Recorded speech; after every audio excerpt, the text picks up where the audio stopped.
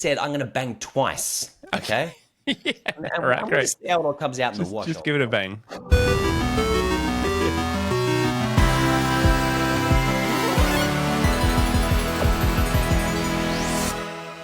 Hello, I'm John Anthony, And I'm Jason Fox.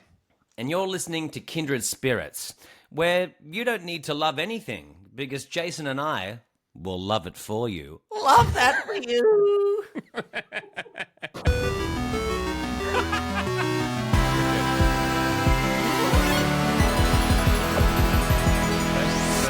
That's great. That comes up, I'm triggered by that. Like, I love that for you. Oh man, and it's funny because I decided to slide that in as the intro because now we can tell loyal listeners that episode 9, this one, is the return of the fake ad. Oh, I love that for you. Well, you don't love it for you. No, I love it. I love it. I missed it. I felt like this is so good. This heals the wound. Like, I felt like such a prick. Like ever since I was like, can we just ditch the thing that everyone loves that I love too? So, for the sake of efficiency, right? but Well, hey. But mate, the whole thing is an experiment. One of my favorites, it was around Ep 4 when I said, don't forget the chair spin. And you were like, have we moved beyond the spin? And I was like, yeah. but people weren't writing and saying, love the chair spin. Bring back the spin. Maybe someone will this time. Maybe someone will say, I've really missed listening to the spin. Yeah, I enjoyed the squeaky sound of your chair as you correct your ergonomics. No. Yeah, so you know what? It's an experiment. And so you shave things off. Listeners go, hey, bring that back. And we do. We need to stay responsive. Yes, and beware the perils of audience capture, right? I don't know if it's the fox in me that eschews capture, but have you read that article, by the way, The Perils of Audience Capture? Fizz, even before we talk about this article, you just did something crazy synchro destiny, okay? So you just said yes and without even knowing it, that's the fake ad, dude. The whole fake ad is yes and. What have you done? What have you done, synchro destiny? Yeah. Hold on. Sorry, back to the perils. What were you saying?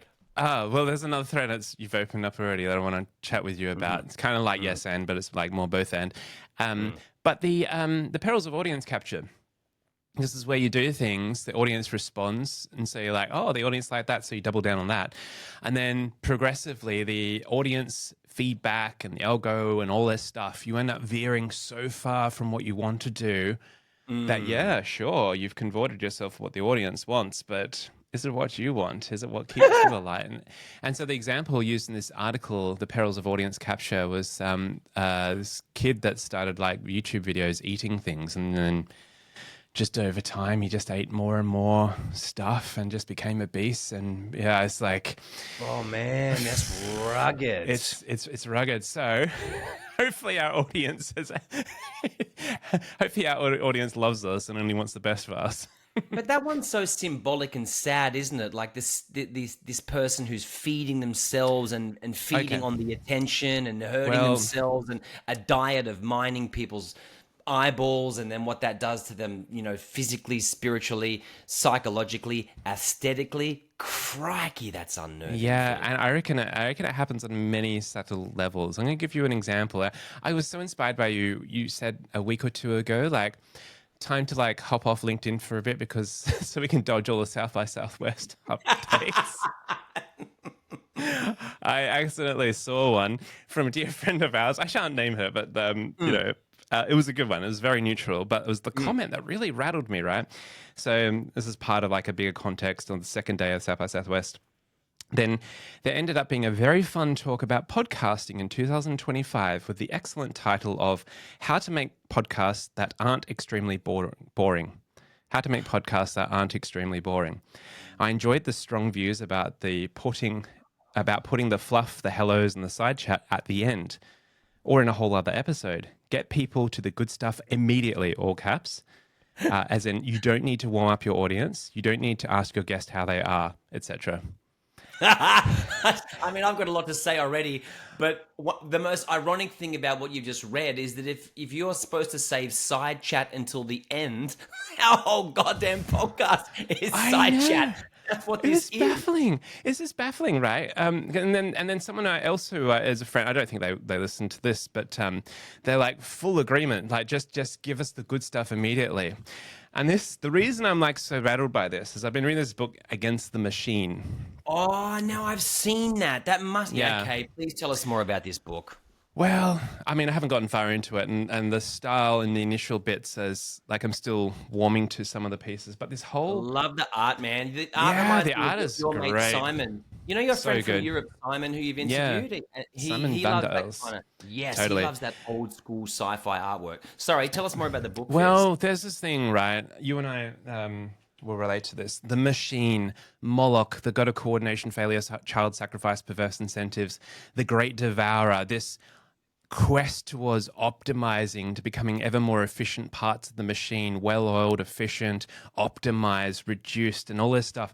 That is what and you and I are both railing against. And I just feel that this slide towards efficiency of AI summaries, give me the AI summary. I don't have time to read the book, or give me the frictionless kind of, just give me the answers TLDR. immediately. I'm like, fuck that. No, stay in the quest. Like part of being on a quest is all the friction, all the non-linearity, the kind of unexpected serendipitous turns That's and right. so The pauses, the breaths, the yeah. side paths, the unpredicted elements, the nature, the waves, the wind, the creatures that arrive unprompted.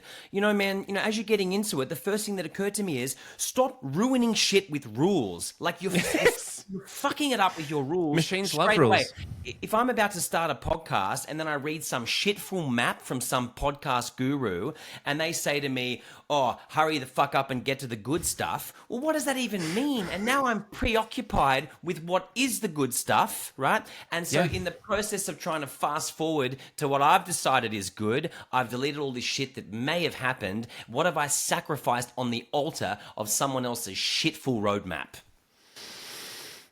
Honestly, Is man. that And it's it's funny, you would have seen this, but like when people come out of the woodwork for me and they tell me what they love about a certain episode, often they'll flashback shit that I don't even remember. Like our lovely friend Leanne said to me the other day, "Oh, JA, I really want to stop at the tavern."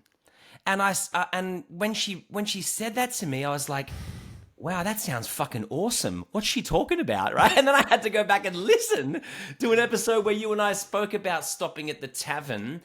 And I I can't love that remember. Leanne loved that because I forgot about it, I man. I can't mean, remember either. but Yeah. imagine if this is what we're both saying. Imagine if we got so preoccupied with what's supposed to make a fucking inverted commas good episode that we predetermine that the stop at the tavern bit isn't the good stuff, and so we don't say it. What are we doing? You don't Oh know. yeah. Now we need to cut the fluff, get straight to the point. Oh, it is the opposite of warmth, of conviviality, of serendipity, of emergence. Instead, it's like cold, analytical, like artificial distilled. I just don't like it. And so hence seeing that and just reminding like this is the trajectory that world is going on. Yeah, man. What are they missing? Like the joys of the detour. And that's the sickening thing that we're landing on here is it's people in it for the wrong reasons. If you're in it for eyeballs and eardrums, then you already fucked it. Stop it. Yeah. There's something so grubby about your approach from inception. And there's a parallel here, and this might be like my PhD was on goal setting amongst, other things. And this is where I learned this whole thing of like, if you set a goal into the future, you're kind of like, you're focused and you're narrowed focused. And so that you're less likely to explore the tangential paths along the way. And the tragedy is often you achieve your goal, but you don't know what you've missed along the way. And I don't know, there's something about going into like a podcast to become, to get reach, to get the numbers and all these other things. And you're right, it just corrupts and it deviates you from the magic of what is happening right now. On the money. All right, two things. Oh, there's so many things, Fizz. Yeah, man. My brain is constantly buzzing whenever you start talking. But one thing that hit me quickly was there was this period where I was mixed up with a bunch of musicians. Do you remember a band called The Preachers? They blew up for a while. Yes. They Yeah. were a cool band, and my brother was mates with the bass player, and one of my friends, Tim, was friends with Izzy, the lead singer.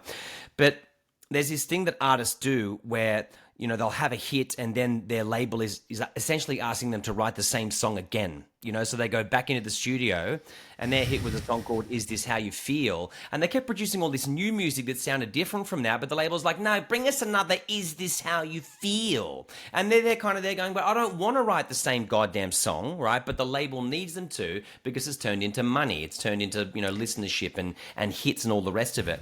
And so there's this wave, there's this period where artists are writing songs, particularly in the Australian market, which couldn't be more limiting because as an independent Aussie musician, unless you crack Triple J, you're fucked, right? There's no underground success routes here. In places like the States, they have college radio and other ways to come up as an independent, but in essence, in Oz, unless you're on Triple J, you're a nobody. But then what you have is artists writing songs not from their soul, you know, not from not from who it is they are and the lens that they see the world through, but does this sound like a Triple J song? You know, will this get on Triple J? And just think about what that's doing to creativity. It's just massacring people's instincts. I'll never forget this interview with Frank Zappa, right? You know, Zappa, really cooked guitarist. Like he's so innovative and strange, and he sounds like no one but Frank Zappa. But I remember seeing him interviewed years ago, and he said one of the best things about when I came up as a musician was the people at the top of record labels didn't know anything about music, right? So you had all these like kind of A&R exec cats who didn't know what good music was. So you could bring them the most cooked out experimental garbage and they go, I don't know, maybe the kids will listen to it. And they release it, right? They release it. But these days there's all these like hipsters at the top of the chain curating what's cool. Oh, that's hip, that's not, that's weird, that's buckled. And so people aren't writing songs from their heart. They're writing songs for what they think a song is supposed to be so that it makes it onto the fucking radio. That's a glitch, man. That's a harrowing glitch. Similar thing happening, like looking at what's going on with Substack with like the writing platforms. They got like leaderboards of who's rising and so on. Similar for YouTube is like, I forget his name, the person who does lots of YouTube videos is like experimental, like having a thumbnail where you're looking shocked or something like that is 10% more effective. Yeah. So then everyone's like fucking doing that and so on. It's just this kind of, I don't know, there's this like cacophony pantomime, and part of me just seeks like, what's going on outside of this cacophony, you know, by the river next to the forest. And that's adjacent to the tavern. What's there? Yeah. And you know, I've been very light on social media for the past month or so, and I've felt like I've been able to hear my own voice again once more. Like I felt connected to the muse once more, and I love it. And I don't know quite what to do because we're just before we're on air, we're talking about how there's part of our job means that we do need to show up. Like we need to bring the fruits of the other world into the middle world. Like we can't just hoard it for ourselves. Part of the oscillatory nature of Trickster Kindred Spirits is to kind of be of both worlds. But yeah, it's nice to have a break from the mainstream world and social media. A deliberate signing out. You know, I think you just saw it. I did one where I spoke about, and I never pronounce it nicely. Shinrin Yuku. Shinrin Yuku. Right? I mean, I love how you put a slight Japanese accent on that. Thank you. That was a lovely video. I love the transition, and then suddenly you're there. Like, you know, I'll tell you the funniest thing about that video. I had to shoot it backwards. You know, I was in the forest first, so I had to shoot the video out of sequence. But the best thing about it is that if you listen really closely, when I'm in the forest and I'm talking about how tranquil it is, an aeroplane comes over me. Oh yeah, right? Totally ruins the vibe. And so I had to cut in nature sounds as part of the edit. Like I felt like a real charlatan. But there's it's the equivalent to a motivational speaker, like cutting in like stock audience applause sounds. Like yes. I love that. I often feel guilt about that because I've got a show reel where the MC was a morning television host. I'm trying to think of his name. He's a funny cat. Carl? Is that ringing a bell with you? Anyway, it doesn't matter. Some funny dude. But I was at an event once where he was the MC, and so there's footage of me on stage and him on stage, and there's a couple of cutaways where people are laughing, and I think, oh, they're not laughing at me, they're laughing at the other guy. I'm a liar, right? I'm a liar. Sometimes they're laughing at me, Fizz. God. Yeah, yeah. Yeah, there's an art to doing that with like a knowingness. Yeah. Exactly. Anywho, this has been a lovely little tangent. Thanks for like you're one of the few people I could bring up my vexation. Can I just add one more thing? I did a podcast with this lovely person, and I realize I take for granted that you and I can dance in emergence quite well, no prep and stuff like that. So I was just used to that. And I was like, here we are. We jumped on Riverside and I was like, cool. Are you okay if I just hit the record button? You can see everything afterwards. And if there's anything we can cut out. Yeah. And she was like, oh shit. Like, no. And I was like, oh, okay. And then I spent the next 20 minutes, like just, making things comfy and nice for us. It was a beautiful conversation, wide ranging. We talked over time. It was like, you can tell it's good because you have a slight authenticity hangover afterwards. You're like, oh shit, did I kind of reveal too much? Like, was I too human and relatable? And then with Riverside, she was 99% uploaded, and I was like, it should be all right. Just make sure you leave your computer on. Anyway, her computer went to sleep. We haven't been able to salvage the files. Oh, you lost the episode, Fizz. But that's okay. We lost the episode. She says that's okay. Actually, I was feeling a bit uncomfortable about it. Next time we can do it with a bit more clarity and focus.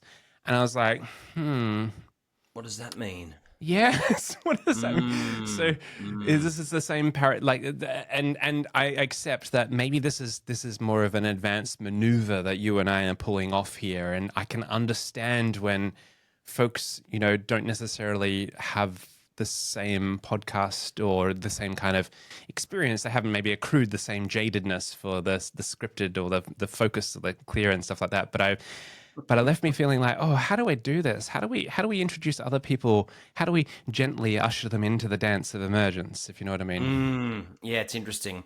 And again, it's built on their previous experience and their old paradigm. If you've guested several times or if you've listened to several types, then you have a format in your mind of how you think it's supposed to go. And so that's why I always talk about trying to be delightfully disruptive by design. You can't just be disruptive. You've got to do it in a way that do it in a way that tickles, right? But if you're pushing them so far away, from their growth edge and they're just uncomfortable, then you know how it works, man. Then you're putting all of your cognitions into saving face or even worse, defending or fighting back, and no one's resourced to listen. So even your questions, they're already 2 steps in front of themselves, and creativity gets mauled in those conditions as well. Yeah.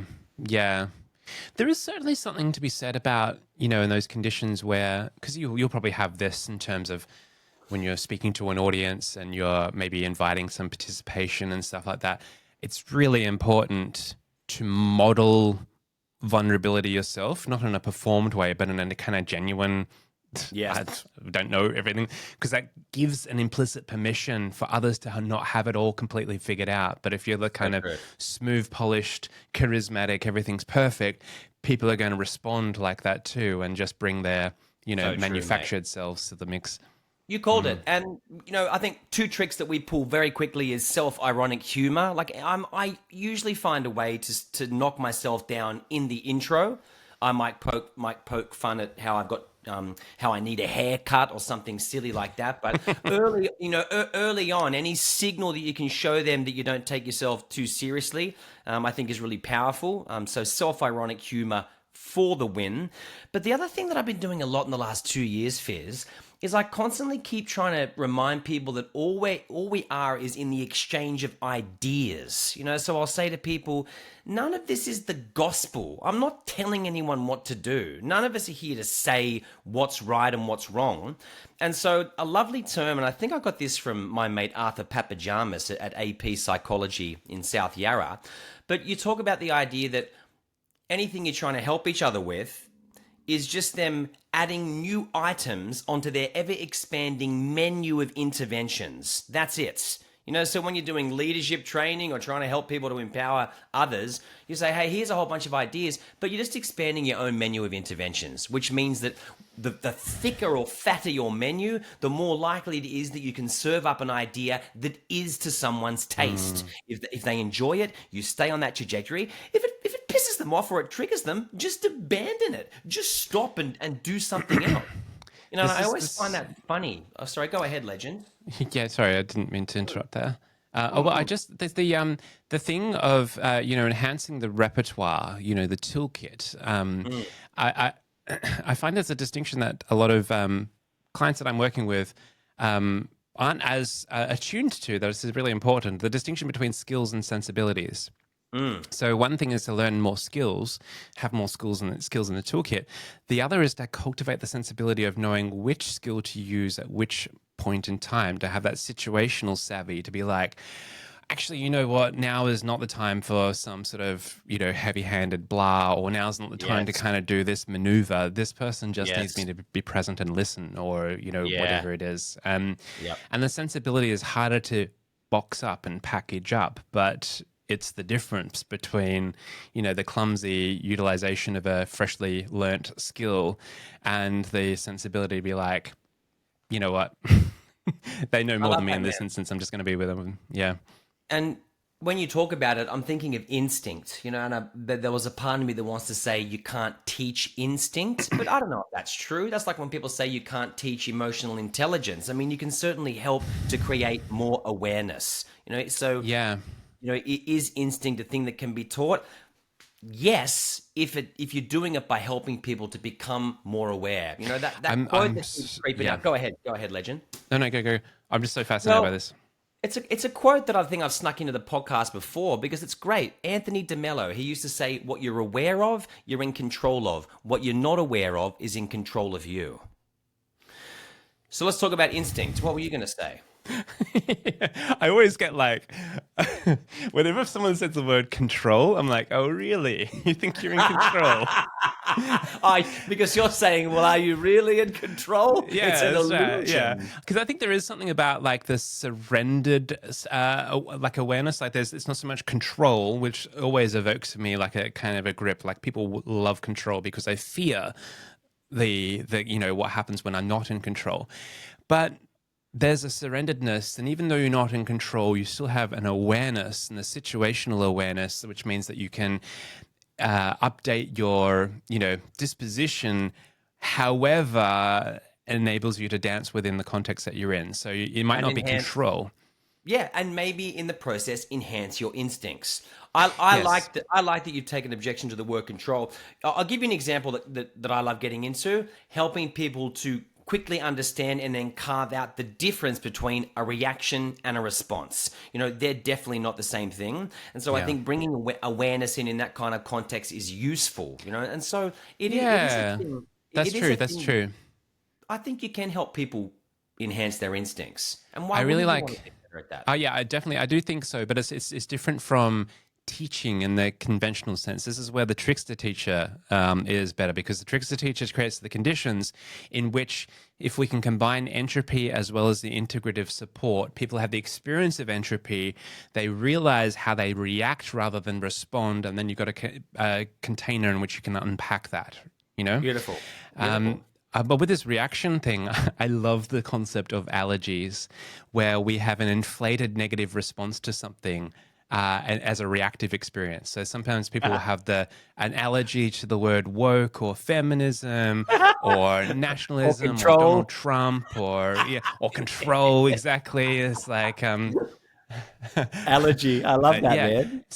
But everyone cultivating awareness of their own allergies, it's like a sense of like, oh, look, I can't help but sneezing in these contexts, or when someone says control or blah, blah, blah, or you need to kind of, cut the fluff out of your podcast. I have a reaction immediately, and it's not quite response. It's not the cool kind of measured, witty, wily, sagacious, response. It's me spurting out something. But an awareness of the allergies and our reactions does allow us to at least catch ourselves in the act of reacting and then ameliorate and yeah.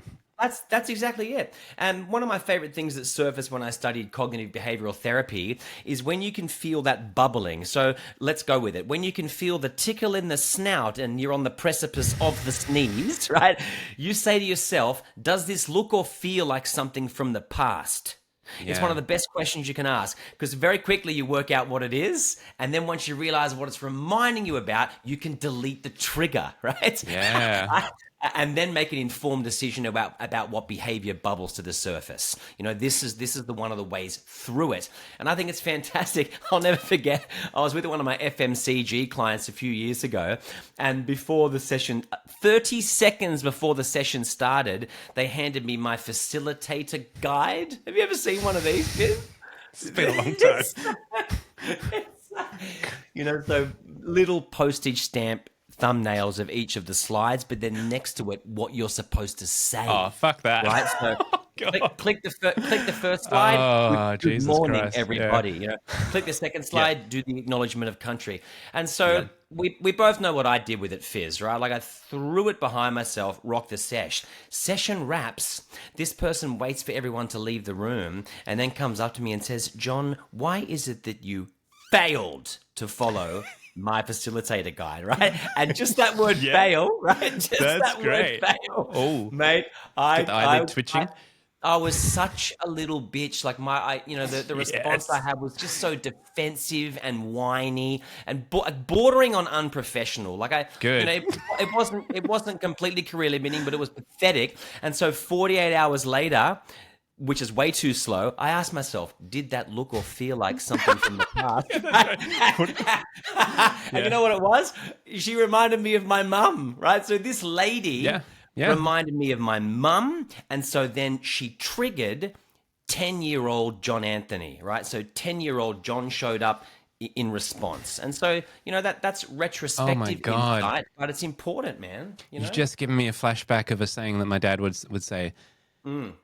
Prior preparation prevents piss poor performance.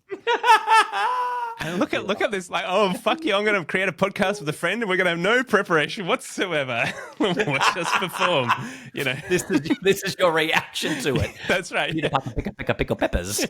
Oh, that's a lot, man. Yeah, that's how you felt. Wow, yeah. It's interesting.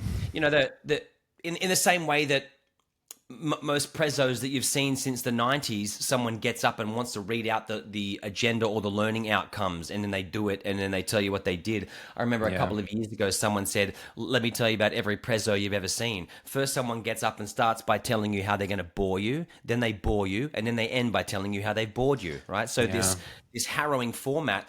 But it's not to say that some people don't like it.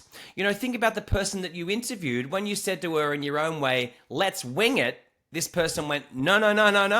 And so you had to spend 20 minutes unfolding the agenda. To be fair, I'm so used to working with you, right? So, to be fair, that was me, would have been nice for us to just settle into it a little bit. That was all my bad.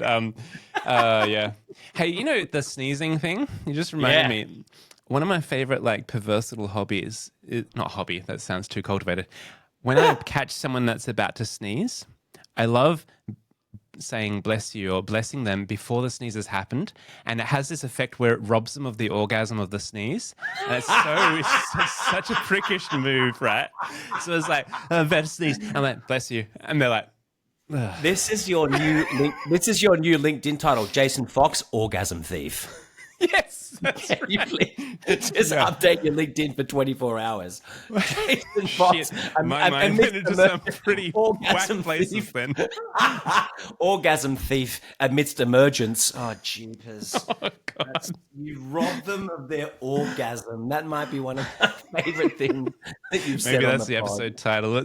If Jade's listening, that needs to go on the merch. Oh, man. Hey, so Fizzle, I realized that I was supposed to ask you 20 minutes ago, what's on your mind? What's on your mind? Well, I feel like I should ask you. I feel like I've just dumped all my the stuff I am no, I've got lots on my mind. I've got one more thing. And then I'm going to ask you what's on your mind. But there's this there's this interesting thing that's happened recently. So as you know, as many folks know, for the past 9 years, but the past 6 years in particular, I've been working on this book.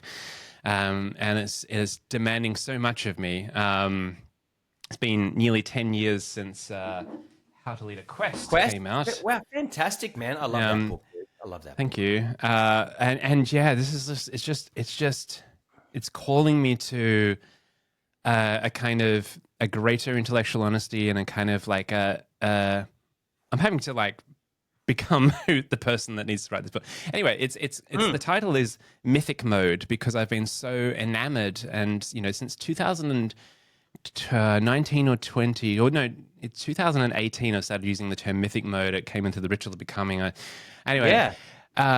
And it's this mode it's quite distinct from the machine mode that people groom themselves for. And it's much more relational, it's more warm data, it's more imaginal, it's more like, it's a different lens that we can put on to kind of enhance. Anyway, a person that I look up to and greatly admire, the author of metarationality.com, meaningness.com, vividness.live, David Chapman. He a couple of weeks ago started a Substack series about mythic mode. Okay. So he's playing with the same term. He is, and normally my response historically has been like, to go into mythic mode, like to be miffed, and yet this is someone who's not going to do the notion a disservice, and because historically, I've had conversations where I've shared thinking in draft. And others of the kind of the thought leadery, consultancy types have kind of taken that and ran with it. And I've been like, okay. Or like slightly robbed of your own idea. Yeah. But it's not, this is the thing. It's like you mentioned the word ideas before. The other thing I've come to is like, there is an animacy and some ideas are wanting to be expressed into the world and they'll find vessels. But if you're not working with the muse and letting it come through you, it'll find other ways. And then there's also a sense of like collective genius and the kind of the earth dreaming itself and the so collective on. unconscious, like let's all go into of that, right? Yeah. Yes. So I'm like attuned to that. And then where I've come to after the initial like, oh no, and then like this grief of like, I don't want to enter rivalrous dynamics around this. I don't want to have like the who's claimed what, and because it's bigger than all of us. But there's this beautiful like, oh, cool. No. This is greatly affirming that others are seeing this too. And we're starting to kind of all be on this team for this. So that was on my mind. And now it's just in my heart and I'm feeling more motivated to kind of get this book done. And Legend, so long as what you're not saying is that you're now thinking about changing the title or pivoting or stepping sideways those from first your did original come to me intent. Originally. Yeah, that was kind of like a reaction thing of like, it's I don't like being unoriginal. I don't, but yeah, I think I've metabolized that and it's all good. But this is a clumsy segue because you just named it, collective unconsciousness and Jung and stuff like that. Yeah. I'm curious, what is on your mind? Thank you for asking, Legend. I wonder if I've completely rinsed what I was saying to you first. So just to sum up, you're not going to delete your title and you're going to stay on that. I don't want this other person exploring this to somehow diminish the work that you've done, take it away from you or put you into new territory. No, I don't. Thank you. And I realized, look, I was already deflecting because I realized subconsciously I've kind of entered into a point where I was squirming. So well done.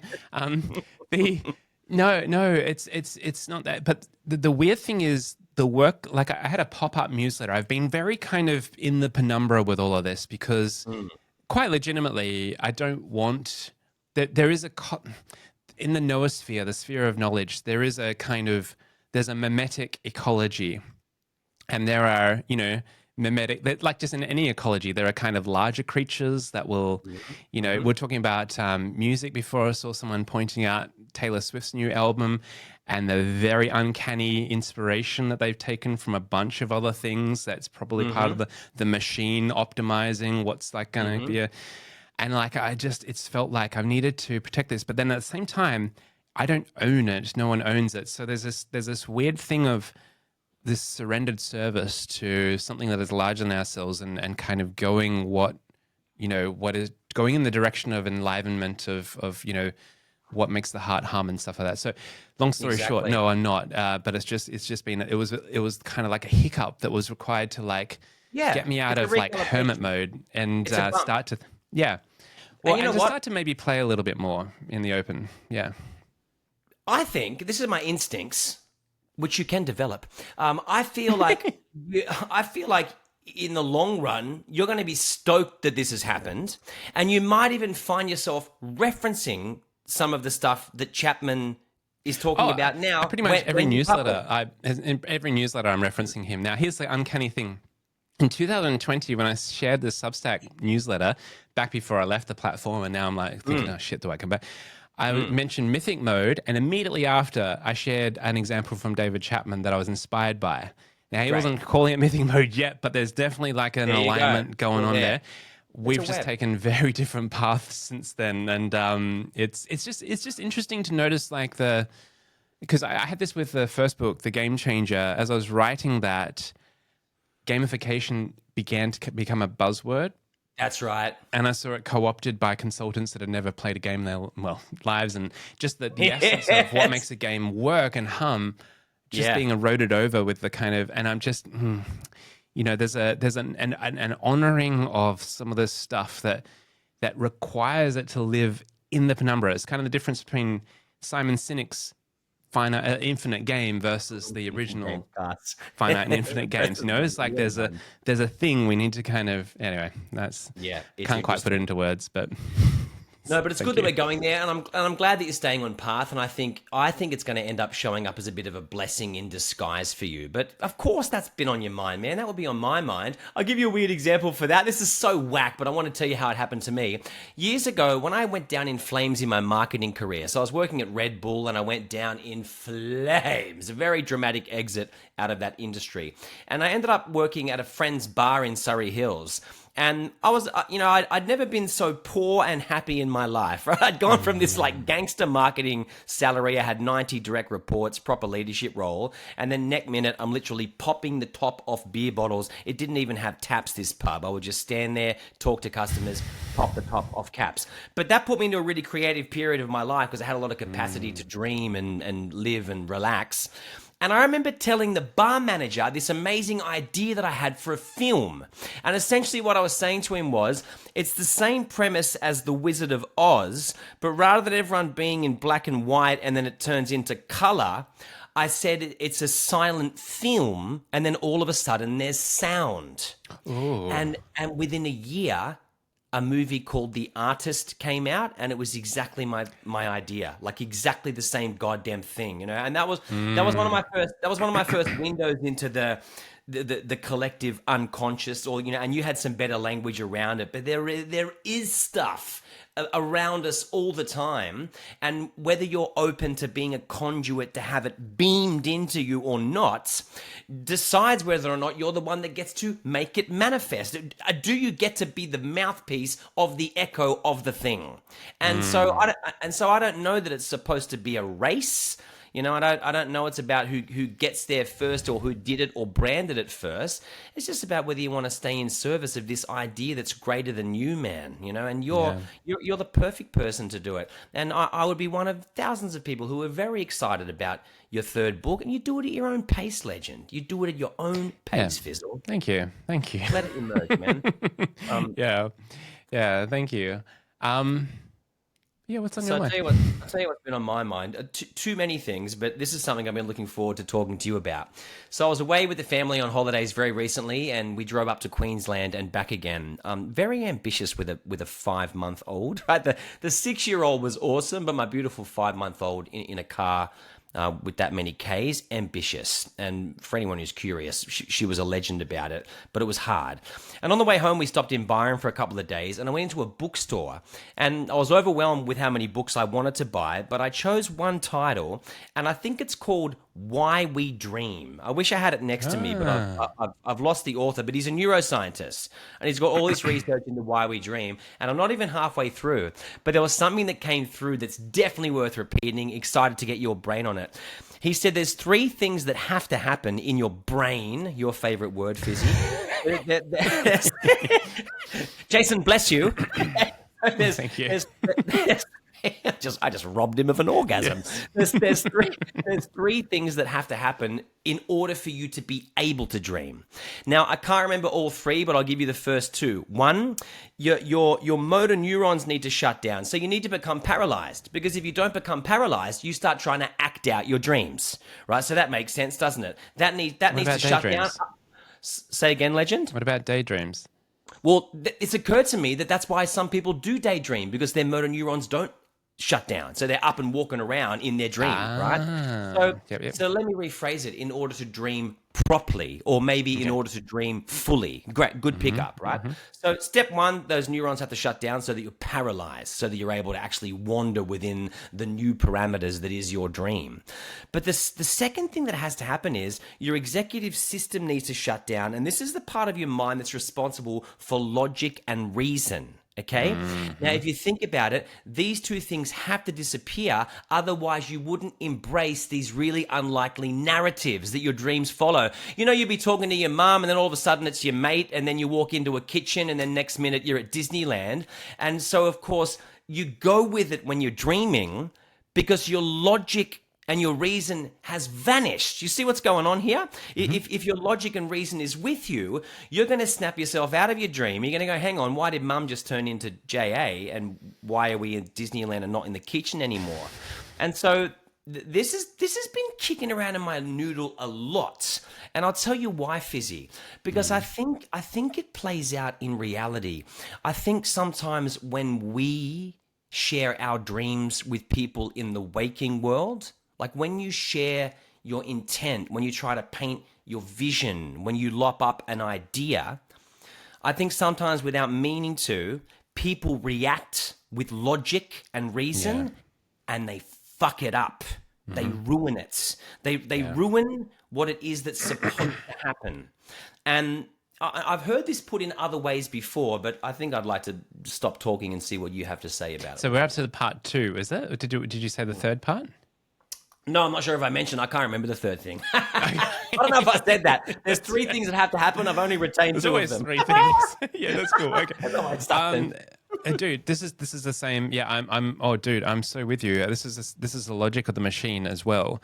This is the modernity cannot tolerate mystery. It wants to colonize it, wants to explain it, wants to box it, wants to categorize it. And so when a baffling dream is shared with all of its potent symbology and what it could mean and what it might not mean, it's like there's a thing that storytellers and bards and folks would have about, like, resisting the temptation to analyze or explain stories, but to instead feed the story and to be with it. And it's a mode that requires us to suspend the rational need to explain and analyze and all that stuff, and to simply kind of be with the potentiality of what has been experienced, right? And that's not a skill that most of us have. And it's not a skill it's not a disposition that society tends to value, but there is so much fruit to be found with, like, staying in the, in the bardo, in the, that dreamlike, what is it? The liminal. The liminal, and like you said, that the potentiality of it, and think about it. Like one of the most fascinating things about dreams is that when you try to hold onto one that's slipping from your memory, the harder you think about it, the quicker it goes. It's fruit from a dying tree. It's really hard. I often find that the harder you grip, the quicker it slips out of your hands. But there's something in that.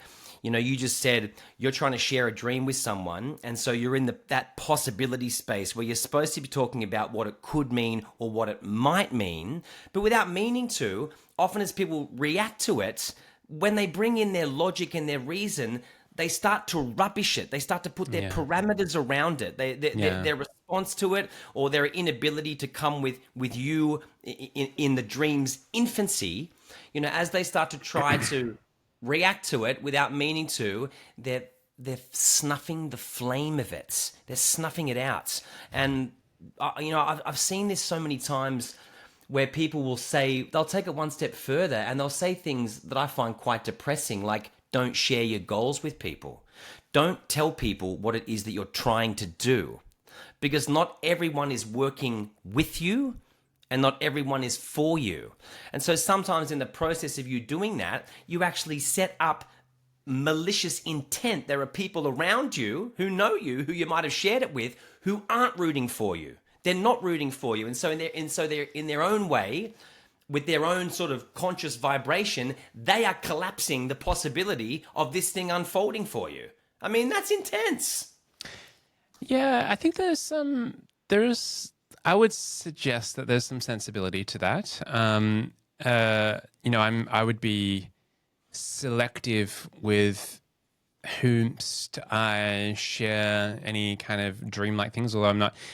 Kim dreams very vividly and keeps a dream journal most days, and has a friend who's they exchange dreams with, and they have like Jungian grounding. It's quite generative and enlivening and quite insightful. But I think this comes back to a frequency thing. You would attune to someone, and it makes sense to be selective, because most people, their reaction, their allergy to anything that is other than rational, is just too automatic. And it's also the same thing with the goals. Like the fourth way, the Gurdjieff response to it is kind of a bit more sly and detached and a bit like curious and amused. Let's see what happens regarding goals. Like they might be put out there, but it's not the kind of like full on like focused manifestation, because then we're back in the same territory as like, you might miss what is on the sidelines. So, I'm more for directionality rather than destination. Like I have a sense of where I'm moving to. But yeah, I'm careful with the goals and dream expressions. Yeah.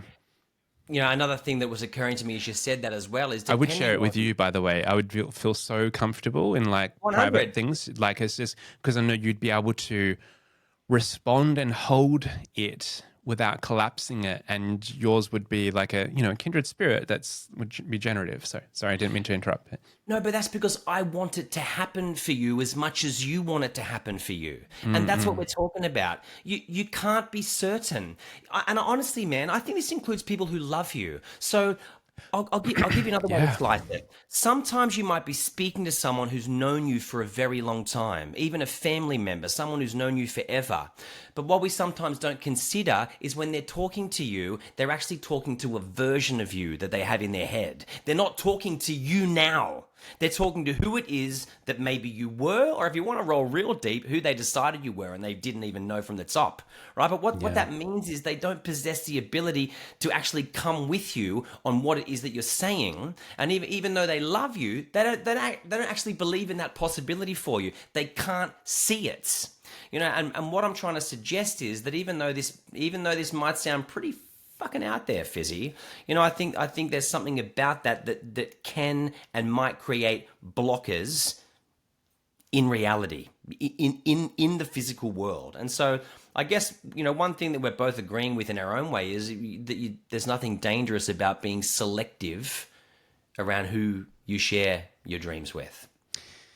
Yeah. And there's this whole thing. I like that thing. There's a version of you, and it's likely that they want to protect that version of you. And so sometimes what you're sharing, might be considered by them to be risky. It's like, That's right. And so they want to keep you safe. Yes. But they're kind of projecting on what safe means for you. It might not actually be what you need. Like there's this thing with the money.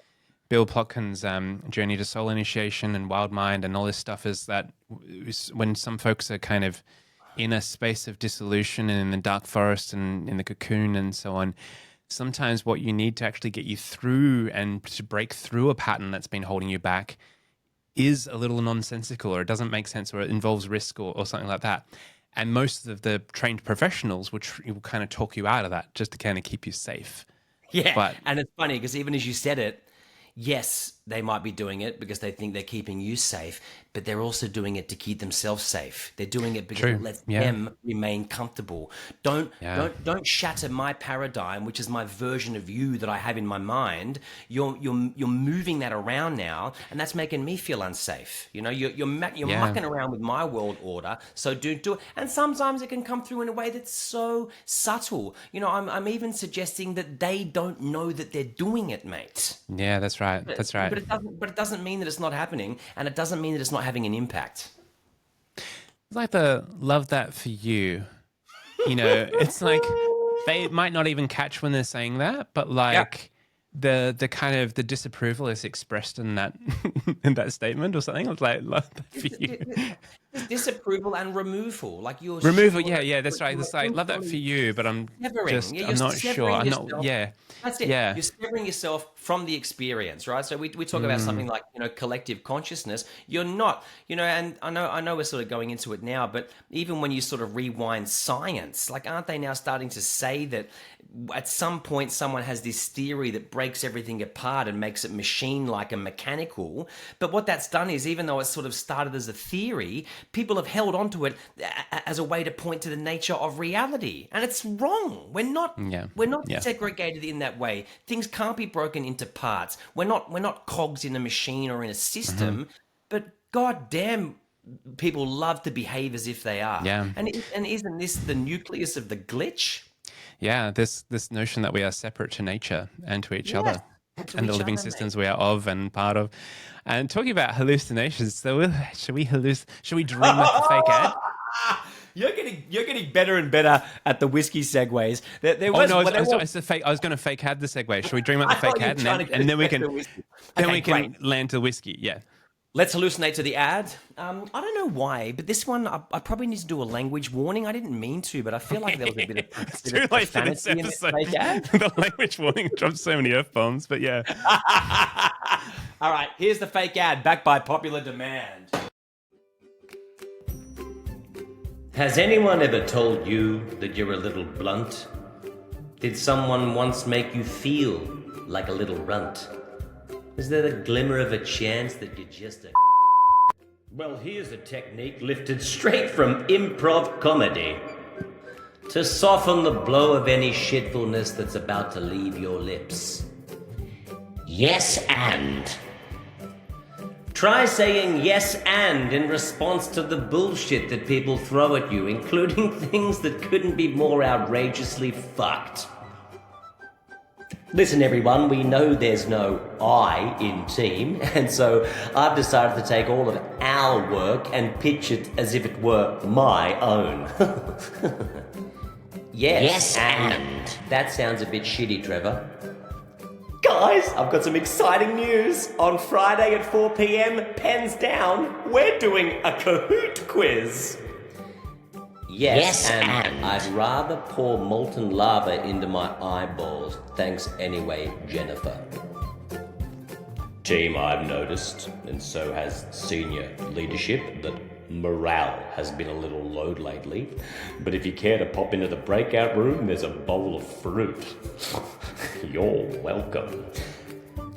Yes, and how about we consider increasing the workforce and maybe delete this whole 996 insanity? No one's supposed to work for 75 hours, Barry. Yes, and the way forward towards harmony and cohesion.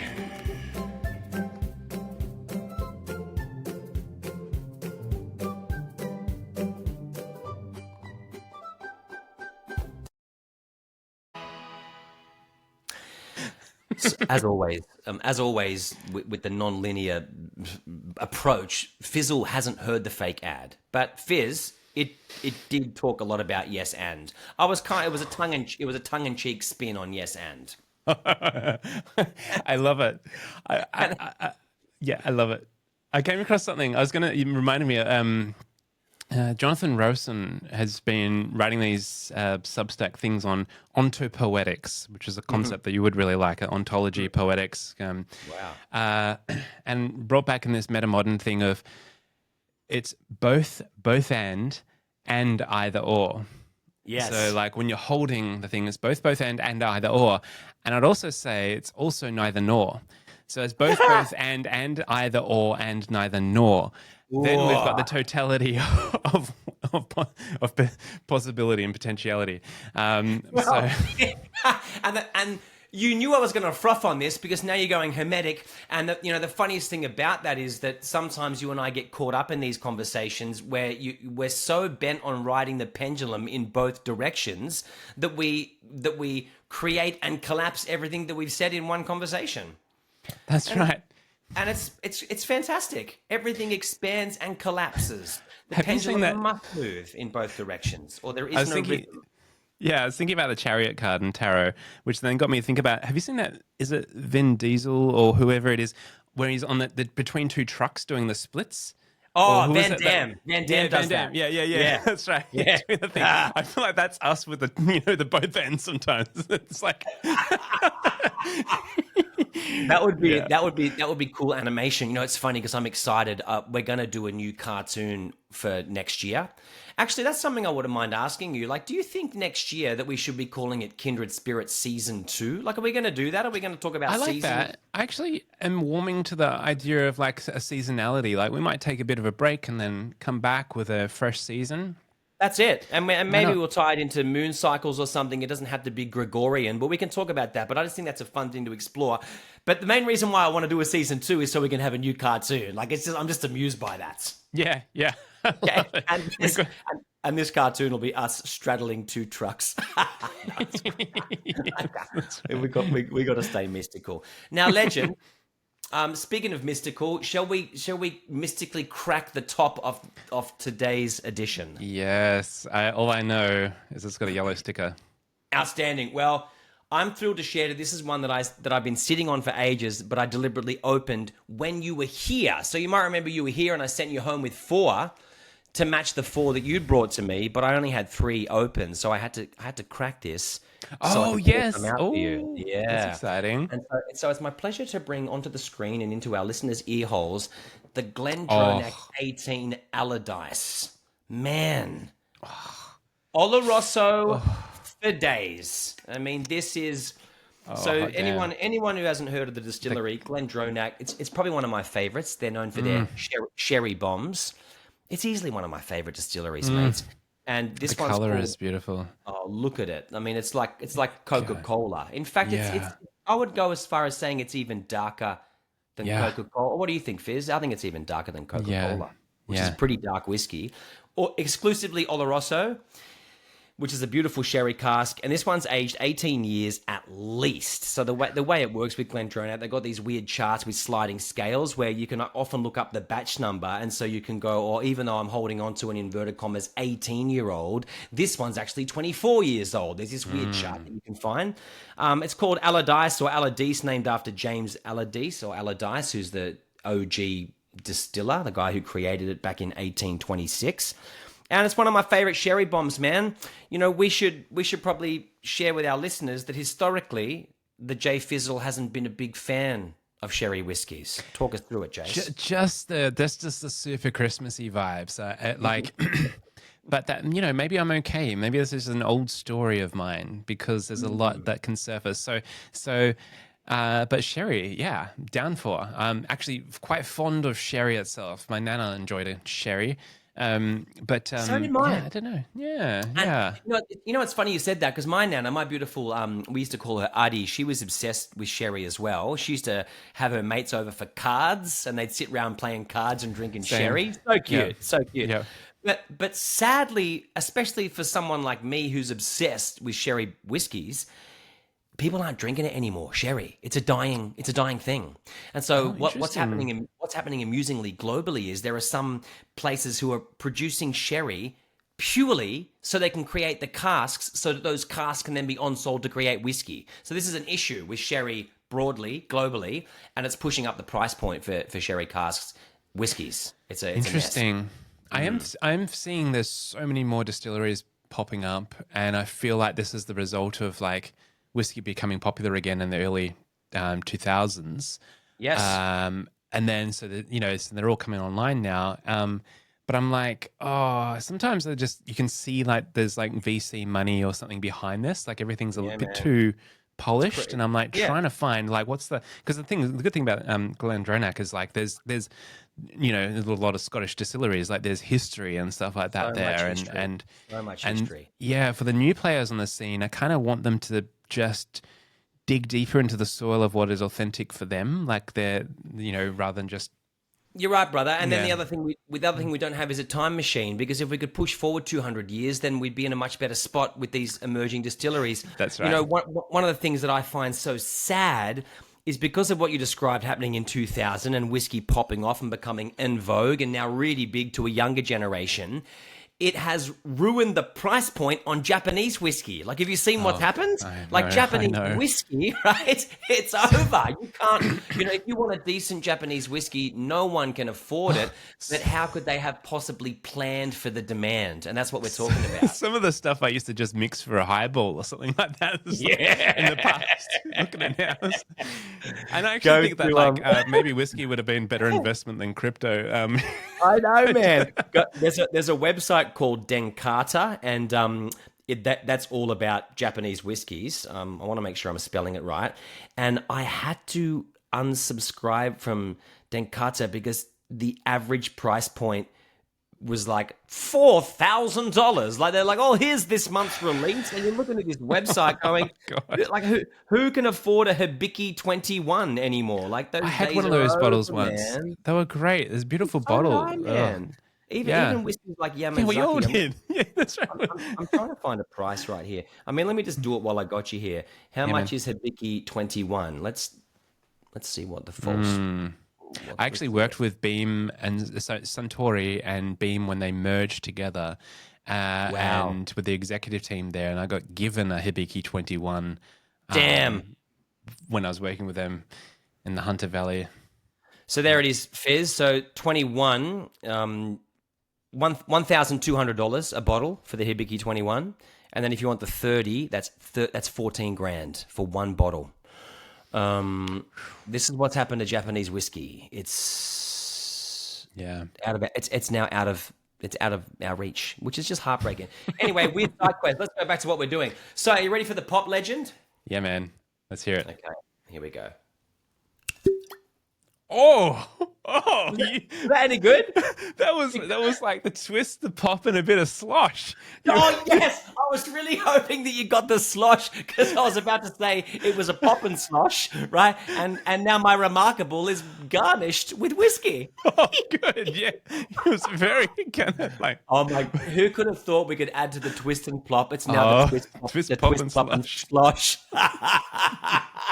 Here's the club. It's the twist pop slosh, and now the glub. Oh, you know how to do it. That was great. I regret not pouring more, but that's not to stop me from. All right, now I'll do my little. Okay, here we go. Oh shit! Dude, it's like being in the squeezing stalls. from the teat. This is what happened in episode 1.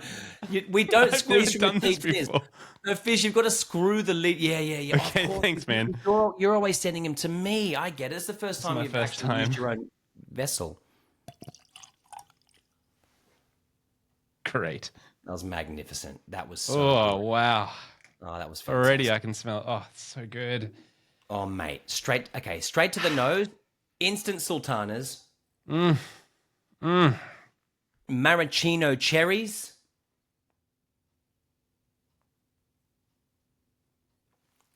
Dried apricots. God damn, I love this. It's like slow cooked in a kind of butter or something. There's caramelization. Yeah, like an apricot pie or something, Fizz. You got that buttery. Yeah. That buttery. Oh yeah, crust. but there's like the kind of really buttery puff pastry as well going on with this. Definitely sultanas and apricot. Yeah, I mean, yeah. I always feel like the marzipan tasting note is just the nose note is just like in the initial things. Like, you know, what I find, like I find that marzipan, if I give it a little bit more, it doesn't linger. Orange peel, Fizz. Yeah, and this is the point here. What I'm liking about this, it's orange peel or orange, zest, but it's not dried orange rind. It's That's not the right. hard, chunky bits that you get in a kind of Christmas pudding. It's And like, yes, and it's funny because some of the really good Glendronach single casts that I've had, I often get marmalade, and so that's yeah, where you're saying, anything that's kind of bitter or tart or violent about the orange zest is taken out, and all you're enjoying is that kind of more creamy, orangey, yeah, sugary, syrupy orange. exactly. Oh man, Yeah, that's one of my getting that's great one of my favorite. Yeah, that's a biscuits. It's favorite so nosing. good. It's so That's good, man. a favorite nosing Far from out. season one. Okay, are you going there? Yeah, let's do Oh, it. Jason, Oh, did you bring your hang on. spit chalice? I think it's nearby one. I don't know if we mentioned to our listeners, I gave Jason a spit chalice of his very own when he was here about a month ago. And it's a completely ridiculous, redundant, unnecessary vessel. I don't even remember how we use it. We I don't certainly know. don't spit into it. What do we do with it again, Fizz? This is my ridiculous idea. I don't know where it is. Oh, you bloody It's misplaced his spit it's chalice. somewhere. Oh, I'm so sorry. No, don't Who be was silly, it? mate. Who was the friend who made it? PC, my brother-in-law PC, shout out Peace Nice. Oh, for thanks, 3D, PC. 3D printing I'm yet spit to. challenge for us. Oh, let's Yes. do doing the All spit right. trick now.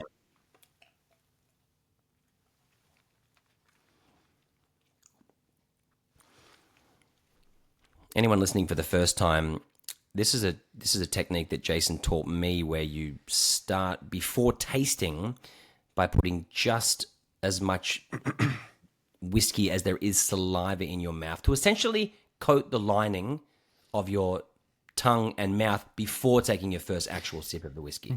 Yeah, I really like the cupping of the tongue to the roof of the mouth allows the alcohol to kind of diffuse.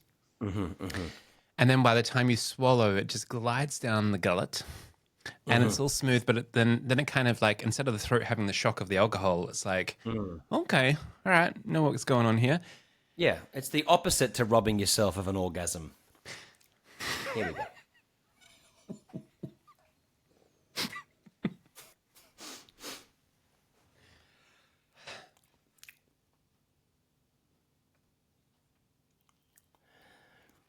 You know what happened just then? Pecan pie. Pecan. And I suppose people get nut notes from Oloroso, but I just went pecan pie. Yeah, it's amazing the power of like, as soon as you evoke the word, and of course I'm experiencing it. It's, there, definitely pecans. Oh, but it's like, there's some sort of carry with the sultana, the deep kind of, Prunes. yeah, like something slow roasted. Yeah, slow stewed or roasted prunes, dates. It's got that. Like when you said roasted, I started going to walnut, but I'm not going to describe it as a nutty whiskey. I just went pecan pie first up.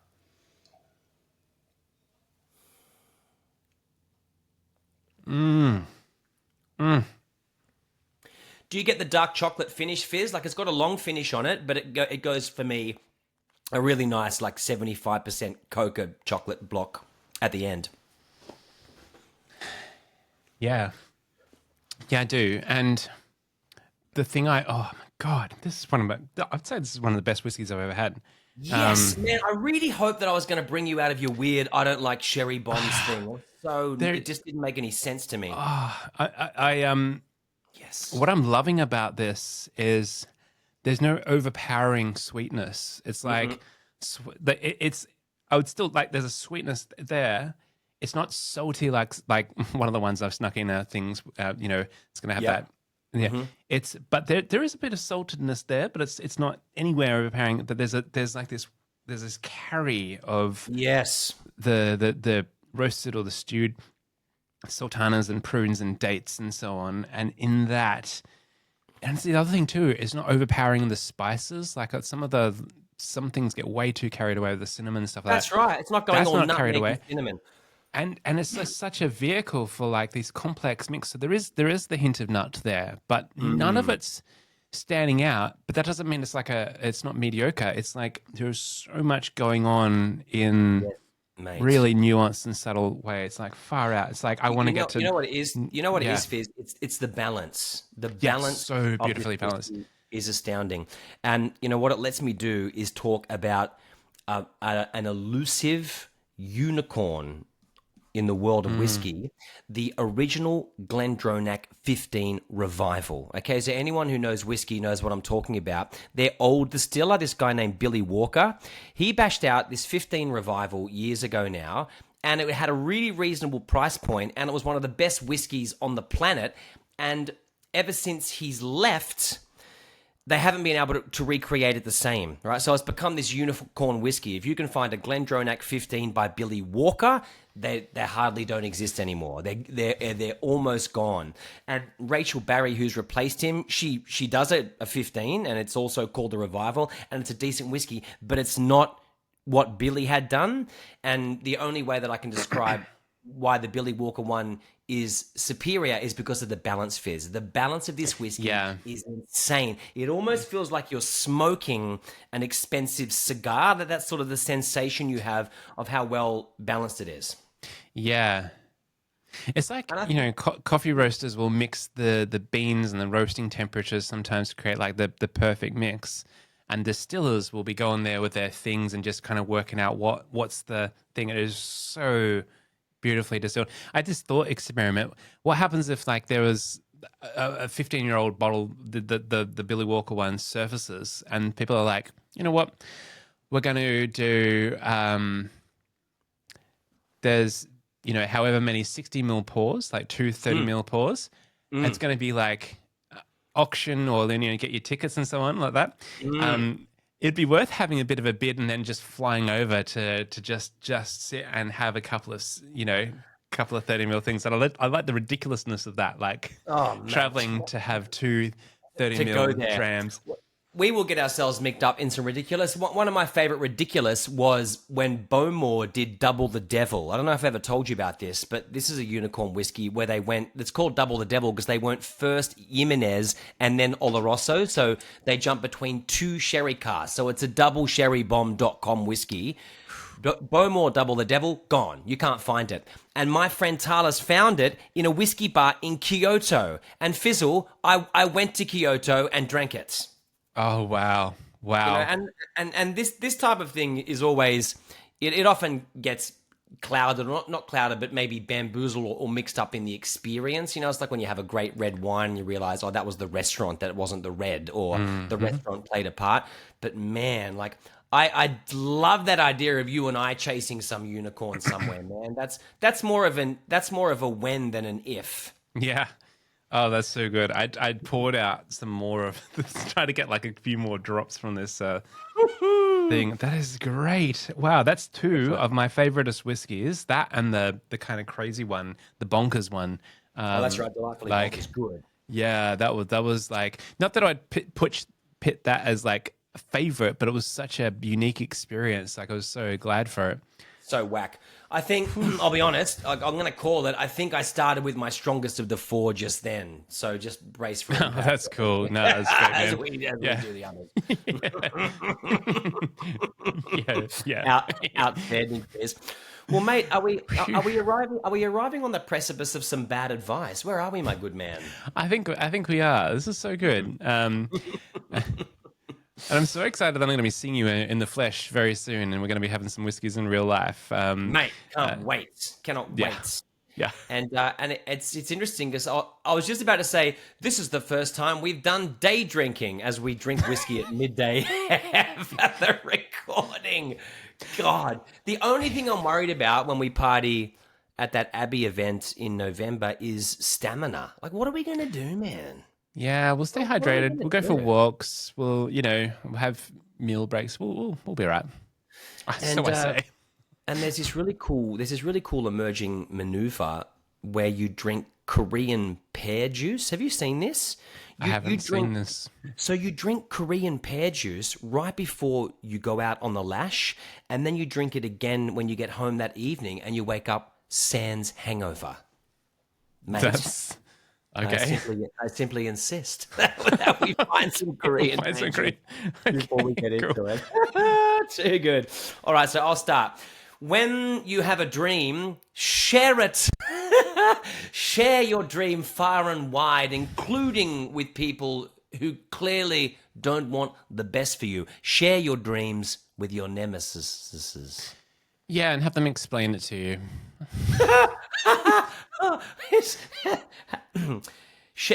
Help them to decipher your dream, or go out of your way to use their reason and logic to dissolve the dream before it unfolds. Let people know that you're just putting the best stuff in the podcast up front. No need to warm up your guests or any, fluff. That way they know that after 5 minutes they can stop listening. Cut to the footnotes. Take yourself really seriously. Make sure you're constantly serious. If you're meeting an audience for the first time, don't let your guard down. Avoid anything that sees you poking fun at you. Crystallize yourself as an authority from the top, and stay on that frequency. Crystallize, yeah. Don't change. Be like a rock. Just be careful, because there's people out there that'll steal your ideas. So if you've been thinking about something, but someone else actually then does it, they've stolen your IP. That is your intellectual property, and you need to get the lawyers onto them stat.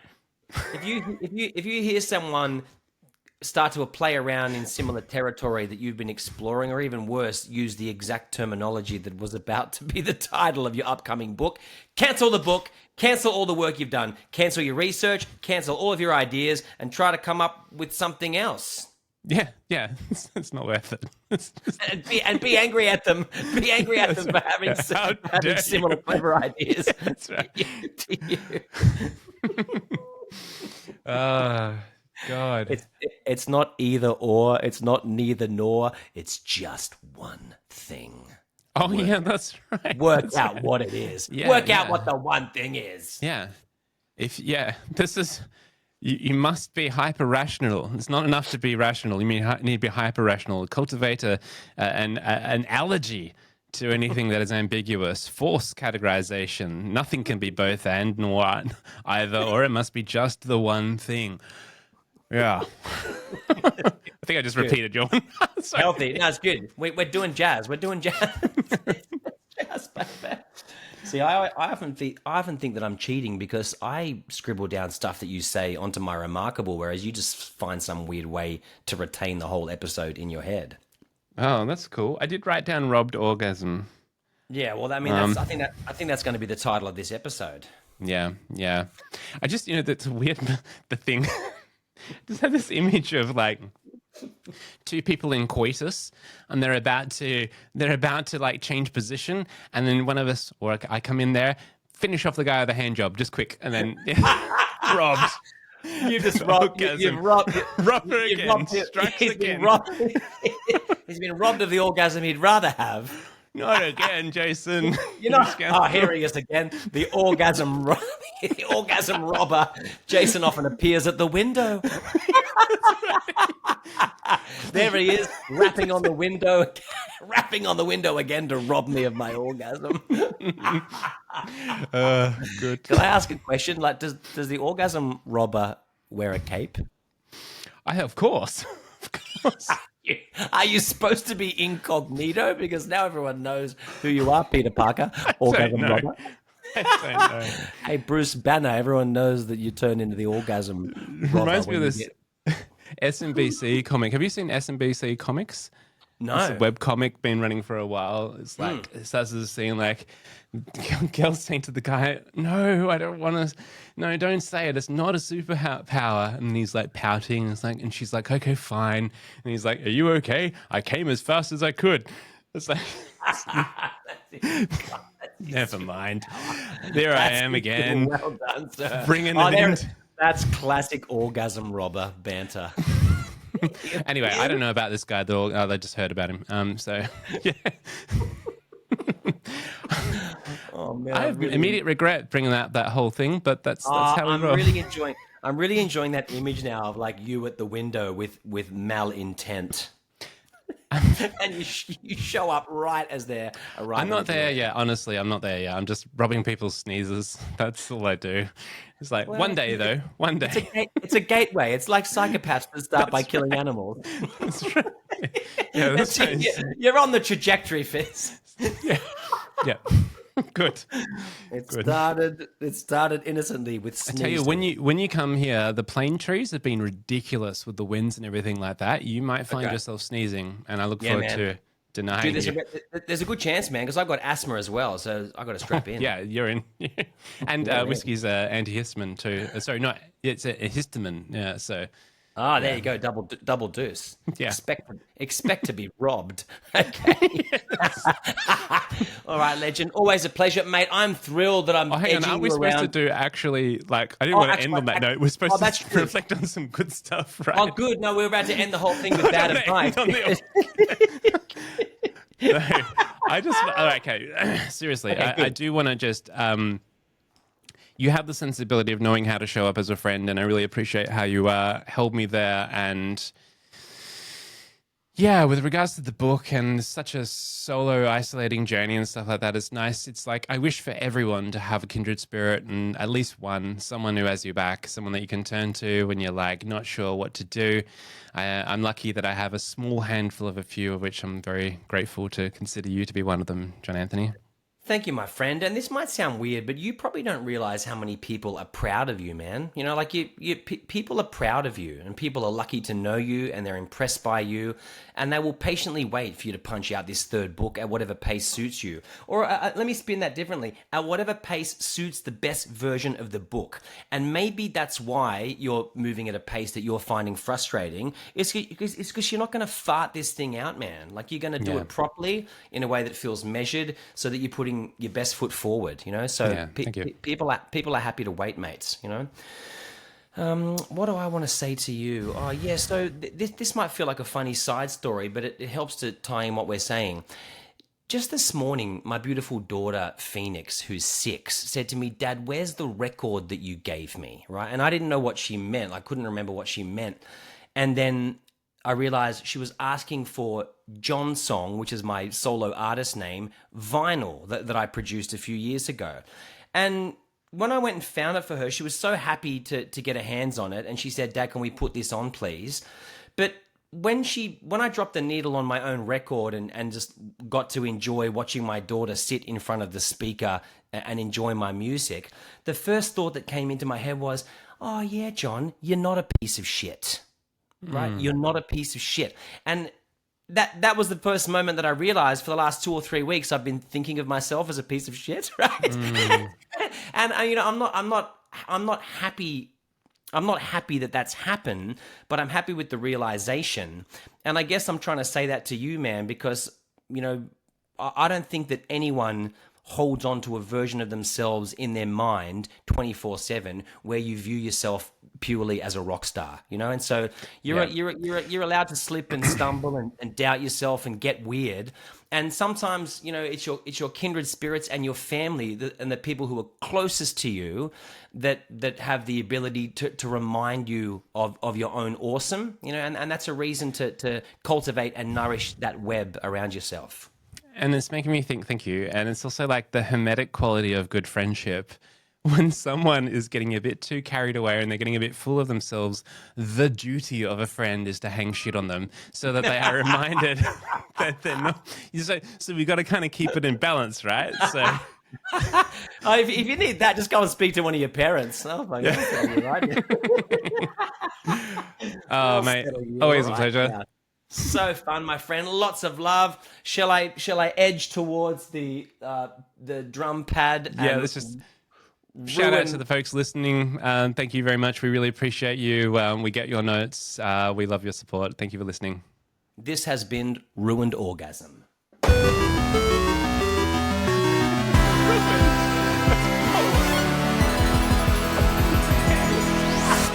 Did we just rename the podcast?